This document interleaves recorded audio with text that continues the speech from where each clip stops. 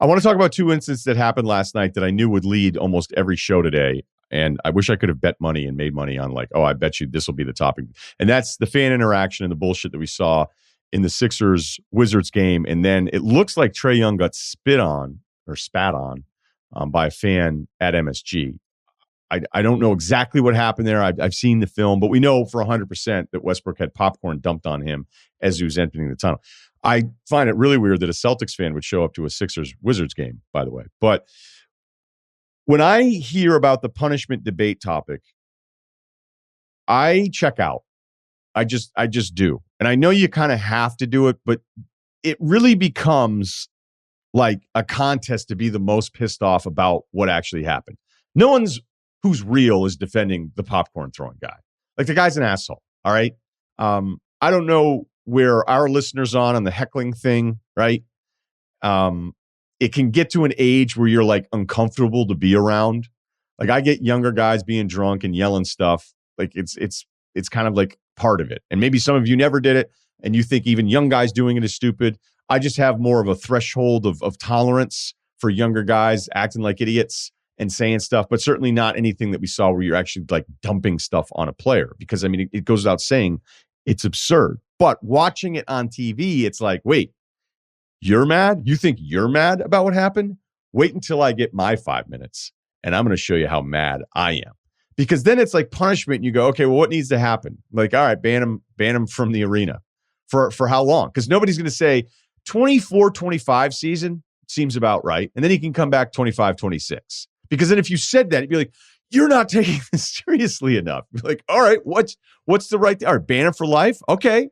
I'm sitting here be like, all right, fine, ban him for life. I don't care. You think I care about this guy? I don't care about him at all. But I am auto-tune out on let's come up with the right level of punishment. So it seems like, so you know how fierce I am on this topic. There is a disconnect, right? There's a disconnect, I believe, between, famous people, public figures, and non-famous people, non-public figures, despite what you may think about your wellness page on Instagram, Junior at Wisconsin.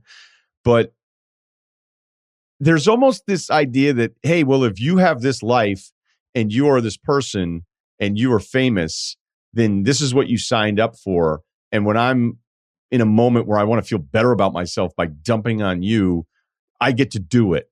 And you're supposed to just deal with it, and you're never supposed to react. And that's just the deal. That's the deal that we've all made here in American society. And I'm sure, look, it's not like it doesn't happen in Europe either. But hey, famous person, deal with my bullshit because that's just the deal. And I don't think it's ever been worse than it is right now because we have access to all this different stuff. But when something bad happens in a game, I'd ask somebody like, well, what do you think? What do you think there is a version of this where it never happens? Like, do you believe that that's even possible? Do you believe that we get to a point where you have thousands of games, millions of fans, and that there's going to be a 0% incident rate? Because that's just not going to happen. It's not going to happen. LeBron jumps in. I mean, Westbrook went off, and he has every right to be super pissed off. You lose, you're hurt, you're in the tunnel, they're dumping popcorn on you, a guy that would never say anything to your face in a real interaction where there could be something, costly happening to you physically. You would never, that guy would never say anything to Westbrook. I mean, honestly, anytime you've ever had anybody come up to you and then as soon as it's face to face, it's always like, oh, I mean, hell, even on Twitter, you can be like, oh, what are you talking about? If you do that, and then they'll say, oh, big fan. And then they retweet your reply. But when I'll see, LeBron tweet about it, be like, the NBA has to do something. NBA has to do something. Because there's also something that's happened more and more in society. And that is there any way that I can make my current situation look worse than it actually is? Right? Is there a way that I can present this as if me, NBA player, is a victim in this case? And in this case, yes, Westbrook is a victim. And certainly Trae Young in that spot at MSG.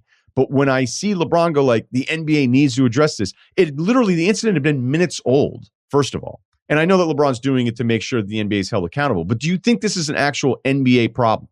Because I'd ask you again, is there any version of live interaction with fans and players in these settings where nothing is ever going to happen? Okay, because that's not going to, this isn't Adam Silver's fault. There's nothing to do to make sure this is avoided 100%. So when it happens, it's kind of like, hey, we're all going to sound off and show you how mad we are. The media is going to jump in and be like, the NBA needs to step up. You need to ban this guy. Fine, ban him. You need to embarrass him, arrest him, simple assault. Fine, go ahead, do all those things. I would never argue against any of it. But when it's presented as the league needs to do something, like beyond what? Like empty the arenas forever? Not have, just not have. We just tried that, by the way. And I don't think you're going to want that on the revenue split.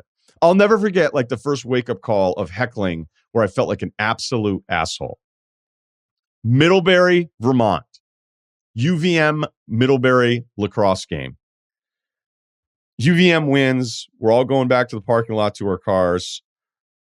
Middlebury player on a golf cart. I think he was actually hurt. And he was being carted off to like a training room. And I said something like, yeah, we got you, or something stupid. It wasn't nasty. It wasn't like that. It was just me, bunch of guys. We're all looking at each other. He's carted off. We're all non-players going back to the car. Excited because, those are all the roommates. They were all our best friends. It was a nice win. And the Middlebury lacrosse player just looked back and was like, play a sport. And it was one of the top 5 loser moments of my life where I felt like such a fucking clown. And I was like, yeah, I have no retort. None. And he was so dismissive and he was so right. And he delivered the line perfectly. And there was just silence amongst my group of friends because he was right. And trust me, it didn't bother anyone as much as it bothered me to not be a Division I athlete. So he hit me right in the soul. And I got to tell you, that stuck with me for a long time. It's been almost 25 years.